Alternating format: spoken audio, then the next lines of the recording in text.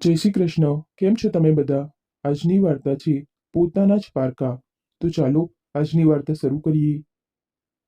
અરે ભાઈ સાંભળો, આ દ્વારકા સ્ટેશન અહીંથી કેટલું દૂર પડશે? તમે અમને ત્યાં સુધી મૂકી જશો? ચિંતા ના કરશો.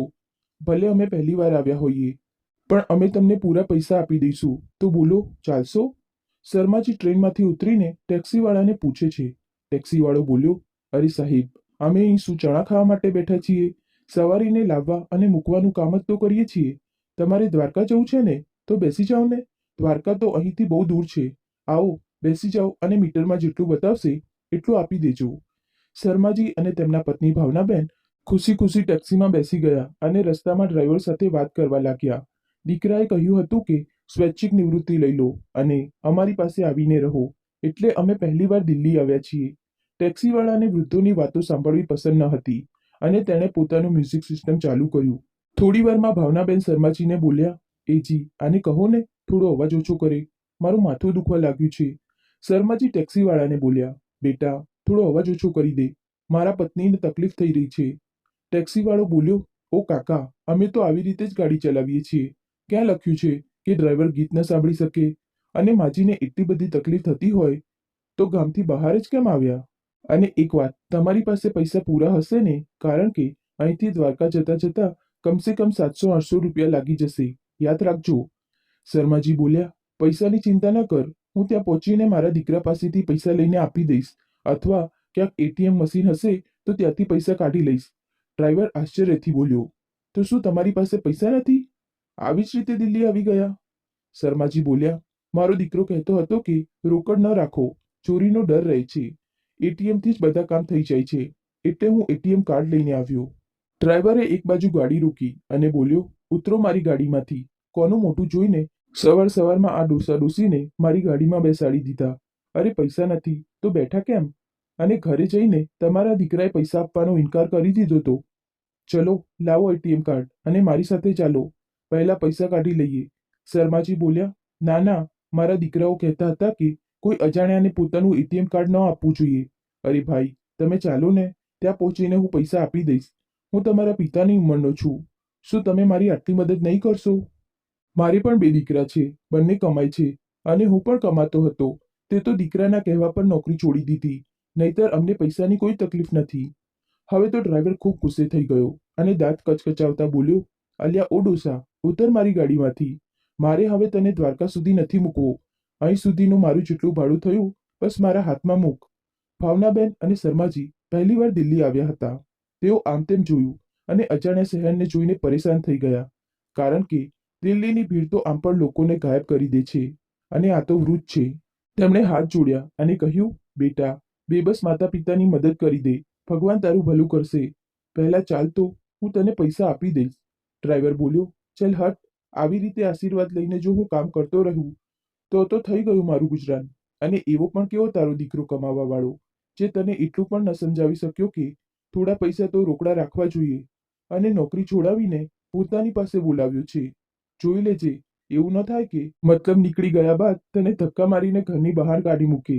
ત્યારે ભાવનાબેને પોતાની સાડીના છેડાની ગાંઠ ખોલી અને બોલ્યા, બેટા, મારી પાસે 200 છે, શું આટલામાં થઈ જશે તારું?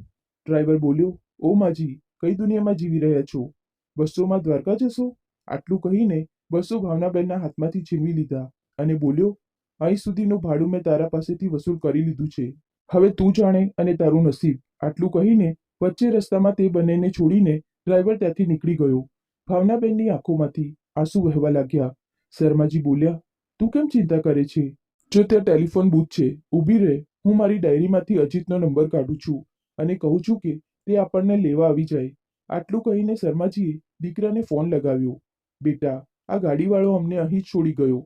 કહે છે કે તેને રોકડ પૈસા જોઈતા હતા અને તે રોકડ લાવવાની ના પાડી હતી. અજીત સામેથી બોલ્યો, પિતાજી, તમે પણ હદ કરો છો. મેં એવું થોડું કહ્યું હતું કે પૈસામાં અઢેલી પણ ના રાખતા? અને મારી પાસે એટલો સમય નથી કે હું તમને લેવા આવું. તે ડ્રાઈવર જતો રહ્યો તો શું થયું? કોઈ બીજી પીળી ટેક્સીવાળાને પકડો, તે 500 લેશે અને તમને અહીં છોડી દેશે. હવે આવો, પછી આગળનું જોઈશું. આટલું કહીને તેણે ફોન મૂકી દીધો. આસપાસ આવતા જતા લોકો પાસેથી શર્માજી અને ભાવનાબેન વિનંતી કરવા લાગ્યા અને મદદ માંગવા લાગ્યા. કોઈ ભલા માણસે તેમની મદદ કરી અને એક પીળી ટેક્સીવાળા સાથે વાત કરીને તે બંનેને બેસાડી દીધા. બંને ઘરે પહોંચ્યા. પહોંચતા જ અજીતે 4 વાતો સંભળાવી દીધી. કેવી રીતે તમે આટલા દિવસો સુધી નોકરી કરી રહ્યા હતા? તમને આટલી પણ સમજ નથી? ચાલો, કોઈ વાંધો નહીં. સ્વૈચ્છિક નિવૃત્તિ લીધી તો બધા પૈસા તો મળી ગયા હશે. લાવો, આજે જ તેને બેંકમાં જમા કરાવી દઉં. ભાવનાબેન બોલ્યા, બેટા, હજી તો ઘરમાં આવ્યા છીએ, શ્વાસ તો લેવા દે. અને વહુ ક્યાં છે? કોઈ દેખાતું નથી. થોડું પાણી તો પીવડાવી દે. અજીત બોલ્યો, માં, તે પોતાના પિયર ગઈ છે અને મારી પાસે સમય નથી. પહેલા પૈસા આપો. શર્માજી બોલ્યા, બેટા, તે પૈસા તો અમે અમારા એકાઉન્ટમાં જમા કરાવી દીધા. તે કહ્યું ન હતું અહીં લાવવા માટે. અને રસ્તામાં આટલા પૈસા લઈને આવતા, ક્યાં રસ્તામાં ચોરી થઈ જતા તો? અજીતનું મગજ ગરમ થઈ ગયું. તેણે તરત જ પોતાની પત્ની પ્રિયાને ફોન લગાવ્યો અને બધી વાતો કહી. ફોન સ્પીકર પર હતો. પ્રિયા બોલી, તરત જ તે બંને મુસીબતોને મારા ઘરેથી બહાર કાઢો. અરે, પૈસા માટે જ તો આપણે તેમને નોકરી છોડવા કહ્યું હતું. હવે શું તેઓ આપણા ઘરે ડેરા જમાવવા આવ્યા છે? પૈસા નથી લાવ્યા તો તેમને અહીં રાખવાની કોઈ જરૂર નથી. કહો કે દિવર પાસે જાય અથવા પોતાના ઓફિસર સાથે વાત કરીને ફરીથી નોકરી માંગે. નહીતર આ લોકો આપણા પર બોજ બની જશે. સમજી રહ્યા છો ને હું શું કહી રહી છું? કાઢો તેમને મારા ઘરેથી, નહીતર હું પાછી નહીં આવું. વહુની વાતો સાંભળીને ભાવનાબેનને અચાનક ચક્કર આવી ગયા અને તેઓ દરવાજાને પકડીને મોટી મુશ્કેલીથી પોતાને સંભાળી શક્યા. અજીત પાછળ ફરીને જોયું તો બોલ્યો, માં, સાંભળી લીધું ને તમે કે તમારી વહુ શું કહી રહી છે? મને માફ કરો. મેં વિચાર્યું હતું કે પિતાજી પૈસા લઈ આવશે તો તે પૈસાથી હું દિલ્હીમાં પોતાનું ઘર ખરીદી લઈશ અને ઘરના એક ખૂણામાં તમે લોકો પણ રહી જશો. પણ નહીં, એવું કરો. તમારા લોકોનો સામાન બાંધેલો છે, બાંધેલો જ રહેવા દો. હવે ઉલટાનો મારો જ ખર્ચો થઈ જશે. હું ટેક્સીવાળાને પૈસા આપું છું, તે તમને સ્ટેશન છોડી દેશે અને જનરલ બોગીમાં બેસી જજો. પૈસા નહીં લાગે, પાછા જતા રહો. આટલું કહીને તે માનો હાથ પકડીને બહાર ખેંચીને લઈ જવા લાગ્યો. શર્માજીએ ભાવનાબેનનો હાથ પકડીને કહ્યું, ભાવનાનો હાથ છોડ, અને એક થપ્પડ અજીતના ગાલ પર મારતા બોલ્યા, નાલાયક, તે અમને લોભમાં બોલાવ્યા અને હવે તું અમને છોડવા જઈશ? અરે, જે પગથી અમે આવ્યા તે જ પગથી પાછા જતા રહીશું અને આજ પછી તારું મોઢું ન બતાવતો. આટલું કહેતા શર્માજી પાછા જતા રહ્યા. રસ્તા પર બંને પતિ પત્ની પોતાનું નસીબ કોસતા રહ્યા અને આંસુ વહાવતા રહ્યા. જ્યારે ગ્વાલિયર પહોંચ્યા તો આજુબાજુવાળાએ પૂછ્યું, અરે, એવું શું થયું? ગઈકાલે તો ગયા હતા અને એક દિવસમાં પાછા આવી ગયા. શર્માજીએ કઈ બહાનું બનાવી દીધું અને બીજા જ દિવસે જઈને ઓફિસરને બધી વાત કહી. સાચું કહે છે લોકો, જ્યાં માણસ ખરાબ હોય છે ત્યાં કેટલાક અજાણ્યા પણ સારા હોય છે. ઓફિસરોએ હજી તેમનું રાજીનામું પોતાના ઓફિસર સુધી પહોંચાડ્યું ન હતું તો તેમનું સ્વૈચ્છિક નિવૃત્તિ રદ કરી દીધી. તો શર્માજીએ પણ તરત જ બધા પૈસા પાછા આપી દીધા. સમય વીત્યો. અહીં નાના દીકરા દિલીપે પણ લાલચમાં પોતાનું ટ્રાન્સફર ગ્વાલિયર કરાવી લીધું. સાચું કહે છે લોકો, જ્યારે પોતાનો જ સિક્કો ખોટો હોય તો નસીબ અને સમય કેટલો સાથ આપશે. અને અજાણ્યા લોકો કેટલી પણ મદદ કરી લે, દુઃખ અને પરેશાનીઓ ખતમ નથી થતી. એવું જ કંઈક શર્માજી સાથે થયું. ફરીથી એવું જ કંઈક થઈ રહ્યું હતું જેની તેમને ભનક પણ ન હતી. એક દિવસ, યાર, હું તો પરેશાન થઈ ગયો. સારું થાત મારું ટ્રાન્સફર ગ્વાલિયર શહેરમાં ના થયું હોત. જ્યાં સુધી મમ્મી પપ્પાથી દૂર બીજા શહેરમાં રહેતો હતો, કમસે કમ પોતાની મરજીથી તો જીવી રહ્યો હતો. અહીં આવીને તો એવું લાગે છે કે જેલમાં આવી ગયો છું. ખબર છે, દરેક સમયે તેમનું મોઢું જોવું પડે છે. હવે પોતાના પત્ની બાળકો માટે હું પોતાની મરજીથી મીઠાઈ, આઈસ્ક્રીમ તો છોડો, સમોસા પણ નથી લાવી શકતો. કારણ કે જો લાવીશ તો તેમના માટે પણ લાવવા પડશે અને તેમને સારું ન લાગ્યું તો 4 વાતો સંભળાવશે. વિચારી રહ્યો છું કે બોસને કહીને કોઈ બીજા શહેરમાં ટ્રાન્સફર કરાવી લઉં. તમે જ કહો, કોને આ વૃદ્ધો સાથે 24 કલાક રહેવું ગમશે? ભગવાન કરે કે 1-2 વર્ષમાં તેમનો પત્તો કપાઈ જાય અથવા મારું ટ્રાન્સફર થઈ જાય. દિલીપ પોતાના મિત્ર વિહાનને કહી રહ્યો હતો. વિહાન બોલ્યો, આ કેવી વાતો કરી રહ્યો છે તું? થોડીક પરેશાનીના કારણે આટલા બધા ફાયદાઓને કેવી રીતે અવગણી શકે છે? જરા વિચાર તો. યાર, કમસે કમ તેઓ તારી સાથે છે તો ટેન્શન ફ્રી છે. નહીતર તારે બીજા શહેરમાંથી આવવું જવું પડત. ઉપરથી પૈસા પણ તારા બચી રહ્યા છે. આટલું બધું હોવા છતાં પણ તું રડી રહ્યો છે. દિલીપ બોલ્યો, એ કઈ રીતે? વિહાન હસતા હસતા બોલ્યો, તારું ગણિત બહુ નબળું છે. આ જ કારણે તું તે નથી જોઈ શકતો યાર, જે હું જોઈ રહ્યો છું. ભાભીજીને બેઠા બેઠા ઘરમાં કામ કરવાવાળી સહાયિકા મળી ગઈ. તને ભાડાના પૈસા નથી લાગતા. અહીં સુધી કે તારા બાળકને બસ સ્ટોપ પર મૂકવાનું અને લેવાનું કામ પણ અંકલ કરે છે. અને તો વળી મેં સાંભળ્યું છે કે ઘરનું રાશન પણ તેમના પૈસાથી ચાલે છે. અરે યાર, હવે તેઓ નિવૃત્ત પણ થઈ જશે તો શું ચિંતા છે? પેન્શન તો મળતું રહેશે. તું સાથે રહીશ તો ક્યાં તેઓ તારા પાસેથી ઘરના ખર્ચ માટે પૈસા માંગશે? આટલી બધી સુવિધાઓ માટે થોડું ઘણું જો સહન પણ કરી લે છે અને એક બે સમોસા કે મીઠાઈ મા બાપ પર ખર્ચ કરી દે છે, તો મને નથી લાગતું કે આમાં કોઈ નુકસાનનો સોદો છે. મારા તો મા બાપ કામમાંથી હલવા માટે તૈયાર નથી અને સાસુ સસરાની કેટલી વિનંતીઓ કરું છું કે અહીં આવીને રહે, પણ તેઓ પણ નથી આવી રહ્યા. દીકરીના ઘરે જઈને કેવી રીતે રહું? નહીતર આવા મફતના લોકો મળી જાય તો બે ચાર પૈસા તો હું મારા ખિસ્સામાંથી ખર્ચી નાખું. આટલું કહેતા બંને મિત્રો મોટેથી હસવા લાગ્યા. સાંજે દિલીપ ઓફિસથી ઘરે પાછો ફર્યો તો સામે પોતાની માં ભાવનાબેનને જોઈને બોલ્યો, માં, તમારી પાસે કોઈ કામ નથી? જ્યારે પણ હું ઓફિસ જાઉં છું કે પાછો ફરું છું, સામે તમે તમારું મોઢું બતાવવા માટે આવી જાઓ છો. કેટલી વાર કહ્યું છે કે જ્યારે હું આવું ત્યારે તમે દરવાજા પર ના આવતા. અમિતા ક્યાં છે? અમિતા, અમિતા. દિલીપની પત્ની અમિતા સામે આવી અને બોલી, આવી રહી છું. કેમ મારા નામની માળા જપી રહ્યા છો? દિલીપ પત્નીનો હાથ પકડીને રૂમની અંદર લઈ ગયો અને બોલ્યો, કેટલી વાર કહ્યું છે તને, જ્યારે હું આવું ત્યારે તું તારું હસતું મલકતું મોઢું મને બતાવજે. નહીતર માનું તે વૃદ્ધાવસ્થાનું થાકેલું મોઢું આખો મૂડ ખરાબ થઈ જાય છે. અમિતા બોલી, જરા ધીમે બોલો, ક્યાંક તમારી માં સાંભળી ન લે. તમારી માને આજ કહીને તો પટાવી રહી છું કે જો તેમણે ઘરનું કામ ન કર્યું તો પૌત્ર અને દીકરાનું મોઢું જોવું મુશ્કેલ કરી દઈશ. અને તમે છો કે આવી વાતો કરો છો? યાદ છે ને, દિલ્હીમાં જ્યારે આપણે રહેતા હતા ત્યારે કામવાળી કેટલા પૈસા લેતી હતી? ઉપરથી એક વાત સાંભળતી ન હતી, ઉલટું મને જ ચાર વાતો સંભળાવી દેતી હતી, જાણે હું જ તેના ઘરે કામ કરી રહી હોય. અહીં કમસે કમ તમારી પત્નીને આ આરામ તો મળી રહ્યો છે, તો તમે મારા માટે આટલું પણ સહન નથી કરી શકતા? દિલીપ બોલ્યો, ઠીક છે, તારા માટે હું આ પણ સહન કરી લઈશ. નહીતર મારા મા બાપે આજ સુધી મારા માટે કર્યું જ શું છે? ન તો હું મારા પિતા સાથે ક્યાંય બહાર જઈ શકું છું, ન મારી માને કોઈને મળાવી શકું છું. મોઢું જોયું છે આ બંનેનું? લાગે છે કે કોઈ જંગલમાંથી આવ્યા છે. જ્યારે હું સ્કૂલે જતો હતો અને પેરેન્ટ્સ મીટિંગમાં આ લોકો મારી સાથે જતા હતા તો મારા બધા મિત્રો મારી મજાક ઉડાવતા હતા. ખબર નહીં આ લોકોથી ક્યારે પીછો છૂટશે. દિવાલની બીજી તરફ જ્યારે દીકરા વહુની વાતો ભાવનાબેનને પોતાના કાનોથી સાંભળી તો તેમને વિશ્વાસ નહોતો થઈ રહ્યો કે જે દીકરા માટે ક્યારે પોતાના સુખની ચિંતા ના કરી અને આજે પણ તેના પિતા નોકરી કરી રહ્યા છે, જેથી દીકરા પર બોજ ન બને. નહીતર દીકરાની નોકરી લાગ્યા પછી તો વૃદ્ધાવસ્થામાં માણસ સ્વૈચ્છિક નિવૃત્તિ લઈ લે છે. દિલીપના પિતા શર્માજીએ આ કહીને નોકરી નહોતી છોડી કે દીકરા માટે તો કરી લીધું, હવે પૌત્ર પૌત્રીઓની વારી છે, કંઈક તેમના માટે પણ જમા કરીને જ જઈશ. અને આજે તેમનો દીકરો તે બંને માટે આવા વિચાર રાખે છે. ભાવનાબેનના દિલ પર તેમના જ દીકરાના કહેલા શબ્દોએ એટલો જોરદાર પ્રહાર કર્યો કે જાણે તેમનું કાચ જેવું દિલ ચકનાચૂર થઈ ગયું. વાત આટલેથી જ ખતમ ન થઈ. બીજા દિવસે અમિતા ફોન પર પોતાની બહેન સાથે વોઇસ મેસેજથી વાત કરી રહી હતી અને પોતાની સાસુની બુરાઈ કરી રહી હતી અને કહી રહી હતી કે દીકરો તો દરરોજ ભગવાનને પ્રાર્થના કરે છે કે આ ડોસા ડોસી કાં તો પોતાની મરજીથી ઘર છોડીને કોઈ વૃદ્ધાશ્રમમાં જતા રહે અથવા ભગવાન તેમને ઉઠાવી લે. દરરોજ ભાવનાબેન પોતાની વહુ અને તેમના પિયરવાળાની વાતચીત સાંભળતા હતા અને કેવી રીતે ન સંભળાય, એક જ ઘરમાં તો બધા રહેતા હતા. જ્યારે તેઓ દુઃખી થઈ જતા હતા તો પોતાના જૂના દિવસોને યાદ કરતા હતા, જ્યારે વધારે પૈસા ન હોવા છતાં પણ તેઓ પોતાના પતિ સાથે કેટલા ખુશ હતા. પહેલા શર્માજી એક ફેક્ટરીમાં થર્ડ ગ્રેડ મિકેનિક તરીકે કામ કરતા હતા. ધીરે ધીરે કામ શીખતા શીખતા અને તેમના સારા વ્યવહારના કારણે પ્રમોશન મળતા મળતા આજે મેનેજરની પોસ્ટ પર છે. 4 મહિના પછી તેઓ નિવૃત્ત થઈ જશે.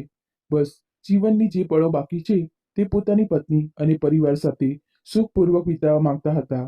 આજ તો વિચાર લઈને કામ કરવા જતા હતા કે બાળકો પર ક્યારે બોજ ન બનવું જોઈએ. જ્યારે કે તેઓ જાણતા હતા કે આજની દુનિયામાં દરેક સંબંધ સ્વાર્થી થઈ જાય છે. છેવટે તો બસ જીવનસાથી જ છે જે સાથ નિભાવે છે. અચાનક ડોરબેલના અવાજે ભાવનાબેનની યાદોમાં ભંગ કરી. શર્માજી ઘંટડી વગાડતા રહ્યા પણ કોઈએ જઈને દરવાજો ન ખોલ્યો, કારણ કે બધા જાણતા હતા કે દરવાજા પર શર્માજી હશે તો તેઓ કેમ જાય? ભાવનાબેને જવું જોઈએ. તો ભાવનાબેન જઈને દરવાજો ખોલ્યો. શર્માજી હસતા હસતા ભાવનાબેનને જોયા પણ ભાવનાબેને કોઈ જવાબ ના આપ્યો. તો શર્માજી બોલ્યા, શું વાત છે ભાવના, કોઈ ચિંતામાં લાગી રહી છે? કેટલાય દિવસોથી જોઈ રહ્યો છું તું હંમેશા થાકેલી થાકેલી લાગે છે અને ઉદાસ રહે છે. તબિયત તો ઠીક છે ને? ક્યાંક ઘરનું બધું કામ તું એકલી તો નથી કરતી? ના ના, વહુ છે તો તે તો તને મદદ કરતી જ હશે. અરે, આ ઉંમરમાં વહુનું સુખ નહીં મળે તો ક્યારે મળશે? વાત શું છે ભાવના? કંઈક તો જણાવ. મને નહીં જણાવે? લાગે છે કે દીકરા સાથે પોતાના મનની વાત કહીશ. હા, વૃદ્ધ પતિની શું હેસિયત છે યુવાન દીકરાની સામે? છેવટે તે જ તો તારી જરૂરિયાતો પૂરી કરશે. હું તો હવે કોઈ કામનો નથી રહ્યો. ભાવનાબેન આંખોમાં આંસુ લઈને બોલ્યા, ના, એવું કંઈ નથી. અને તમે એવું ન કહો કે તમે છો તો મારી દરેક ખુશી છે, અને એવું કંઈ નથી જે હું તમારાથી છુપાવી રહી છું. આ બધું તમારું વહેમ છે. બધું ઠીક છે. ચાલો, તમે કપડાં બદલી લો. હું આપણા બંને માટે જમવાનું લગાવું છું. બધાએ જમી લીધું છે. બસ તમારી રાહ હું જોઈ રહી હતી. આજે તમને આવવામાં આટલી વાર કેમ થઈ ગઈ? કહેતા કહેતા ભાવનાબેન તેમના હાથમાંથી ટિફિનનો ડબ્બો લીધો અને રસોડામાં ચાલી ગયા. સમય રોજ આવી રીતે પસાર થઈ રહ્યો હતો. દરરોજ ભાવનાબેનનું મોઢું મૂરઝાયેલું અને થાકેલું દેખાતું, તો શર્માજી ખૂબ ચિંતિત થઈ રહ્યા હતા. એક દિવસ બંને એકસાથે બેસીને ડ્રોઈંગ રૂમમાં ચા પી રહ્યા હતા અને શર્માજી પોતાના દિવસભરનો અનુભવ ભાવનાબેન સાથે શેર કરી રહ્યા હતા, અને ભાવનાબેન પાડોશીની ચટપટી મજેદાર ખબરો સંભળાવીને તેમની વાતોને બીજો વળાંક આપતા હતા. જ્યારે પણ બંને સાથે રહેતા હતા, દુનિયાની પરેશાનીઓ ભૂલીને એકબીજા સાથે જૂની પ્રેમભરી વાતો કરતા હતા. જાણે બંનેની જોડી ભગવાન દ્વારા બનાવવામાં આવી હોય અને એક સફળ જોડી તરીકે તેઓ પોતાનું જીવન જીવી રહ્યા હતા. પણ ખબર નહીં કેમ આજકાલ ક્યારેક ક્યારેક એક ચૂપકીદી બંનેની વચ્ચે આવી જાય છે, જે શર્માજીને પરેશાન કરી જાય છે. એક દિવસ શર્માજીએ નક્કી કરી લીધું કે આજે તો ભાવનાબેન પાસેથી તેમના દર્દનું કારણ પૂછીને જ રહેશે. ભાવના, શું વાત છે? તું ચિંતામાં રહે છે? ચોક્કસ તું મારાથી કંઈ છુપાવી રહી છે. આ ચહેરાને જોતા જોતા મેં આટલા વર્ષો પસાર કરી દીધા છે કે તેની એક એક કરચલીથી મારી મિત્રતા છે. તું ભલે ગમે તેટલું છુપાવ મનની વાત, પણ તારી આંખોની ઉદાસી મારા મનની દરેક વાત જણાવી દે છે. આજકાલ તું ખૂબ ઉદાસ દેખાઈ રહી છે. જણાવને, કોઈ પડોશી કે સંબંધી સાથે કંઈ વાત થઈ છે? અથવા વહુએ કંઈ કહ્યું છે? કારણ કે દીકરો તો તને માથા પર બેસાડીને રાખે છે. તો પછી શું કારણ છે? મને નહીં જણાવે? સહાનુભૂતિના બે શબ્દો સાંભળીને ભાવનાબેનની આંખોમાં એક પાણીનો અરીસો છવાઈ ગયો. તેઓ પોતાના ચહેરાના ભાવને છુપાવવાનો નિષ્ફળ પ્રયાસ કરી રહ્યા હતા, પણ આંખોનો ગાગર સાગરથી ભરાઈ ગયો હતો અને તે છલકાઈ પડ્યો. ભાવનાબેન રડતા રડતા બોલ્યા, તમે મને જીવનનું દરેક સુખ આપ્યું. બાળપણમાં માતા પિતાના વાત્સલ્યથી હું વંચિત રહી. પછી કાકા કાકીના ઘરે મોટી થઈ. જીવનમાં ઘણી મુશ્કેલીઓ આવી, પણ જ્યારે મારા જીવનમાં તમે આવ્યા, જાણે સ્નેહનો પ્રવાહ આવી ગયો. તમારો તે પ્રેમ મને દરેક દર્દમાંથી બહાર કાઢી દે છે. તમે મને જીવનનું દરેક સુખ આપ્યું. આ નાના સરખા ઘરને તમે મારા માટે મહેલ જેવું બનાવી દીધું અને ખુશીઓથી તેનો ખૂણો ખૂણો ભરી દીધો. પણ શર્માજીને શંકામાં નાખી દીધો અને તેમના મુખમાંથી નીકળ્યું, પણ શું ભાવના? ભાવનાબેને ફરી પોતાને સંભાળ્યા અને બોલ્યા, જોયું, બહુ રાત થઈ ગઈ. હવે તમે આરામ કરો. કાલે તમારે નોકરી પણ જવાનું છે. શર્માજી બોલ્યા, ભઠ્ઠીમાં જાય નોકરી. તું જો સુખી નહીં હોય તો મારી આ નોકરી પૈસા બધું નકામું છે. જણાવ, છેવટે વાત શું છે? ભાવનાબેન રડતા રડતા બોલ્યા, હવે મને પોતાના જ બાળકો દ્વારા અપમાનિત થવું સહન નથી થઈ રહ્યું. હું વિચારી રહી હતી કે મારો દીકરો આજે પણ માસૂમ છે, પણ મને ખબર ન હતી કે તેના મનમાં આપણા માટે આટલી હીન ભાવના ભરેલી છે. આવા તણાવભર્યા માહોલમાં હું હવે નથી જીવી શકતી. બસ તમને કષ્ટ ન થાય એટલા માટે કોઈ રીતે સૂકી સૂકી ખાઈ લઉં છું, પણ જીવવાની કોઈ ઈચ્છા બાકી નથી. શર્માજીએ ધ્યાનપૂર્વક ભાવનાબેન તરફ જોયું તો લાગી રહ્યું હતું કે જાણે કોઈ અસાધ્ય રોગનો તેઓ શિકાર થઈ ગયા છે, જેને તેઓ છુપાવવા માંગે છે પણ છુપાઈ નથી રહ્યો. તેઓ સમજી નતા શકતા કે 6 મહિનામાં એવું શું થઈ ગયું કે તેમની હસતી ભાવના, જેને જોઈને તેમનો આખો દિવસ પસાર થઈ જતો હતો, તે આટલા કષ્ટમાં છે. શર્માજી વિચારવા લાગ્યા કે ક્યાંક એવું તો નથી ને કે જિંદગીની કિતાબના વર્ષો પહેલા વીતી ચૂકેલા, ગરીબીમાં વીતેલા ભૂતકાળના કેટલાક પાના આજે પણ તેને દુઃખ આપે છે. તેણે એવું કેમ કહ્યું કે દીકરા વહુનો વ્યવહાર તેને સહન નથી થતો? એવું શું થયું? એ તો તેણે જણાવ્યું જ નહીં. કહેતા કહેતા ભાવનાબેન સૂઈ ચૂક્યા હતા અને તેમના પાસેથી જવાબ ન મળવાના કારણે શર્માજી પરેશાન થઈ ગયા. બીજા દિવસે રજા હતી. બાળકો પણ ઘરમાં હતા. દીકરા વહુ આરામથી ચેનની ઊંઘ લઈ રહ્યા હતા. અચાનક દિલીપનો દીકરો અરુણ પોતાની માનો ફોન લઈને રમવા લાગ્યો. ત્યારે તેની 2.5 વર્ષની નાની બહેન રડવા લાગી. તો શર્માજીએ કહ્યું, બેટા અરુણ, તારી બહેનને ફોન આપી દે. કદાચ ચૂપ થઈ જાય, નહીંતર તારા મમ્મી પપ્પાની ઊંઘ ખરાબ થઈ જશે. અરુણે તરત જ ફોન બહેનને આપી દીધો. આજકાલના બાળકો બોલતા અને વાંચતા પછી શીખે છે, ફોન ચલાવવા બહુ જલ્દી શીખી જાય છે. નાની એવી બાળકીએ ક્યારે વોટ્સઅપ ખોલી દીધું અને અચાનકથી પોતાની માસીનો નંબર દબાવી દીધો. તેમાં જેટલા પણ વોઇસ મેસેજ હતા તે વાગવા લાગ્યા. એક એક કરીને બધી વાતો શર્માજીની સામે ખુલી ગઈ. બાજુમાં બેઠેલા ભાવનાબેનની આંખોમાંથી આંસુ રોકાવાનું નામ નહોતા લઈ રહ્યા. શર્માજીએ ફોન બંધ કરીને અરુણને આપ્યો અને બોલ્યા, બેટા અરુણ, જા આ ફોન તારી માને આપી દે અને કહે કે તારી બહેન રડી રહી છે. આટલું કહીને શર્માજીએ ભાવનાબેનનો હાથ પકડ્યો અને કહ્યું, કેમ ભાવના, શું તને મારા પર વિશ્વાસ નથી? અથવા એવું સમજે છે કે વૃદ્ધાવસ્થામાં હું તારું ધ્યાન નહીં રાખી શકું? અરે, પોતાના જ ઘરમાં તું આટલા દિવસોથી ડરી ડરીને અને અપમાનિત થઈને જીવી રહી હતી અને મને કંઈ જણાવી પણ નહોતી રહી. ભાવનાબેન રડી પડ્યા અને શર્માજીને ગળે લગાવીને બોલ્યા, સાંભળો, જો આપણા બાળકોને એકલા રહેવું છે તો ચાલો આપણે ક્યાંક વૃદ્ધાશ્રમમાં જઈએ. શર્માજી ઊભા થઈ ગયા અને બોલ્યા, ના, આ ઘર મેં તારા માટે, તારા સુખ માટે બનાવ્યું હતું. જ્યારે આ ઘરમાં તને જ સુખ નથી મળતું તો હું આ ઘરનો કાયાપલટ કરી દઈશ. આ ઘરમાં રહેતા દરેક માણસને તારી ઇજ્જત કરવી પડશે. આવતા મહિને હું નિવૃત્ત થઈ રહ્યો છું. લોકો એવું ન સમજે કે હું કોઈના પર બોજ બનીશ. આટલું કહેતા શર્માજીએ ખૂબ જોરથી પોતાના દીકરાને અવાજ આપ્યો, દિલીપ, દિલીપ બહાર આવ. બહારથી પિતાનો અવાજ સાંભળીને દિલીપ આંખો ચોળતો બહાર આવ્યો અને બોલ્યો, અરે, કેમ ઘડપણમાં ગળું ફાડી રહ્યા છો? ખબર તો છે કે રવિવાર છે, તો પણ કેમ બૂમો પાડી રહ્યા છો? શું હું તમારો નોકર છું? તમને ખબર નથી કે હું કઈ પોઝિશન પર કામ કરું છું? તમારી હિંમત કેવી રીતે થઈ મારું નામ આ રીતે લેવાની? શર્માજીએ એક જોરદાર તમાચો દિલીપના ગાલ પર જડી દીધો. દિલીપ જાણે ઊંઘમાંથી જાગી ગયો. તેની આંખો ધોયા વગર જ ખુલી ગઈ હતી. તે પોતાના ગાલને પંપાળી રહ્યો હતો. ત્યારે ત્યાં અમિતા આવી. પિતાજી, મગજ તો નથી ખરાબ થઈ ગયું ને? વૃદ્ધાવસ્થામાં સઠિયાઈ ગયા છો કે શું, જે પોતાના દીકરા પર હાથ ઉઠાવી રહ્યા છો? એક હાથ જો તમારો દીકરો મૂકી દે તો તમે પાણી પણ નહીં માંગી શકો. એક તો અમે તમને આ ઘરમાં રાખી રહ્યા છીએ, ઉપરથી તમારી આટલી હિંમત? ઉઠાવો તમારો સામાન અને નીકળો આ ઘરમાંથી. ભાવનાબેન કંઈ કહેતા તે પહેલા શર્માજીએ બીજો તમાચો પોતાની વહુ અમિતાના ગાલ પર ચડી દીધો અને બોલ્યા, તારું ઘર? આ ઘર શું તારા બાપે આપ્યું છે? અરે ભાવના, તું આરામ કર. જાણે છે તારા આ ભોળાપણાનો ફાયદો આ બંનેએ ઉઠાવ્યો છે. આજે મને શરમ આવી રહી છે કે હું મારી વહુ પર હાથ ઉઠાવી રહ્યો છું. આજ કામ તારે પહેલા કરી દેવું જોઈતું હતું. તો આ બંનેની આટલી હિંમત ન થાત કે તારી સાથે અને મારી સાથે દુર્વ્યવહાર કરવાનો વિચાર પણ કરે. થોડી વારમાં શર્માજીએ વહુનું આખું ચિઠ્ઠું સામે રાખી દીધું અને દીકરાને બોલ્યા, તારા તે ભરોસાપાત્ર મિત્રએ ઘણી જગ્યાએ તારા મનની વાતો શેર કરી હતી અને મારા કાનો સુધી તે વાતો પણ આવી હતી, પણ મેં તેના પર વિશ્વાસ ન કર્યો, કારણ કે મને મારા વિશ્વાસ પર વિશ્વાસ હતો કે મેં તારું પાલન પોષણ સારી રીતે કર્યું છે. પણ આજે તે વિશ્વાસ પણ તૂટી ગયો. ભવિષ્યમાં તું મારા મૃત્યુ પછી મારી પત્નીને દુઃખ આપે, આ ઘરમાંથી તેને કાઢે તે પહેલા હું તને આ ઘરની એક એક વસ્તુમાંથી બેદખલ કરું છું. ચલો નીકળો આ ઘરમાંથી અને ખબરદાર, જો આ ઘરનો ઉંબરો પણ ક્યારે ઓળંગ્યો છે તો. ભાવનાબેન બોલ્યા, આ તમે શું કરી દીધું? વહુ પર હાથ ઉઠાવવો પણ તમને શોભા આપે છે? લોકો શું કહેશે?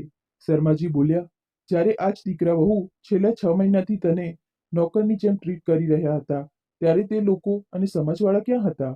લોકો કહેતા હતા કે દરેક સંબંધ સ્વાર્થી હોય છે, પણ હું વિશ્વાસ નહોતો કરતો. પણ હવે લાગે છે કે તે જ સાચા હતા. યાદ રાખ, દરેક સંબંધ અહીં સ્વાર્થી હોય છે. બસ એક જીવનસાથી હોય છે જે છેવટ સુધી સાથ નિભાવે છે. તો આપણે એકબીજા માટે પૂરતા છીએ. આપણે આપણા દીકરા વહુનો સાથ નથી જોઈતો. તે દિવસ હતો અને આજનો દિવસ. શર્માજીએ પોતાના દીકરા વહુ સાથે દરેક સંબંધ તોડી લીધો અને પોતાનું બધું વેચીને એક વૃદ્ધાવસ્થામાં બંને પતિ પત્ની જતા રહ્યા, જ્યાં પોતાના જેવા લોકો સાથે તેઓ મજાથી જીવવા લાગ્યા. પેન્શન મળતું હતું તો તેમને પૈસાની કોઈ ચિંતા ન હતી અને પોતાની બધી સંપત્તિ તેમણે વૃદ્ધ લોકોના નામે કરી દીધી. તો દીકરા વહુના હાથ ખાલીના ખાલી જ રહી ગયા. મિત્રો, આશા રાખું છું કે તમને વાર્તા પસંદ આવી હશે. જો વાર્તા પસંદ આવે તો વિડીયોને લાઇક કરજો. ચેનલ પર પહેલીવાર આવ્યા છો તો સબસ્ક્રાઇબ કરીને બેલ આઇકન ઘંટી જરૂર દબાવજો.